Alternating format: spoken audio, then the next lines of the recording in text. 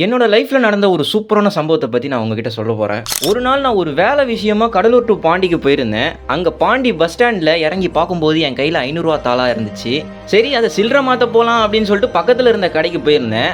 Actually அன்னைக்கு சண்டேனால அந்த ஒரு கடை மட்டும் தான் இருந்துச்சு. ஸோ அதனால நிறைய பேர் அந்த இடத்துல நின்று இருந்தாங்க. அந்த இடத்துல நான் நின்று இருக்கும்போது ஒரு வயசான பாட்டி ஒருத்தவங்க எல்லார்கிட்டயும் பசிக்குது, எனக்கு சாப்பாடு வாங்கி கொடுங்க அப்படின்னு சொல்லியிருந்தாங்க. ஒரு கட்டத்துக்கு மேலே அவங்க என்கிட்ட சொன்னாங்க, தம்பி எனக்கு ரொம்ப பசிக்குது, எனக்கு சாப்பாடு மட்டும் வாங்கி கொடுப்பா அப்படின்னு.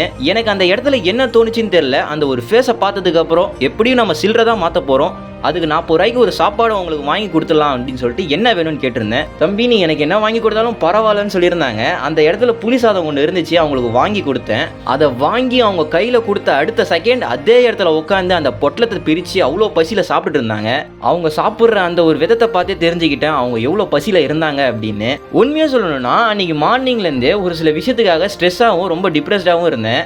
ஆனால் அவங்களுக்கு சாப்பாடு வாங்கி கொடுத்த உடனே அவங்க கண்ணில் பார்த்த அந்த ஒரு சந்தோஷத்துக்கு அப்புறம் எனக்கு எல்லாம் எங்கே போச்சுன்னே தெரில. இதை நான் ஏன் இந்த வீடியோவில் சொல்கிறேன் அப்படின்னு கேட்டிங்கன்னா, இன்றைக்கி நிறைய பேர் கோயிலுக்குள்ளார இருக்கிற சாமிக்கு கொஞ்சம் கூட யோசிக்காமல் அதிகமாக செலவு பண்ணுறாங்க. ஆனால் பசியால் வரவங்களுக்கு செலவு பண்ணுறதுக்கு அவ்வளோ யோசிக்கிறாங்க. கோயிலுக்கு யாரும் செய்ய வேணாம்லாம் நான் சொல்லலை. பசியால் வரவங்களுக்கு ஒரு வேளை சோறாவது போடுங்க தான் நான் சொல்கிறேன். ஒரு நாள் ஒரு தடவையாவது இந்த மாதிரி நீங்கள் ஒரு விஷயத்தை செஞ்சு பாருங்கள்.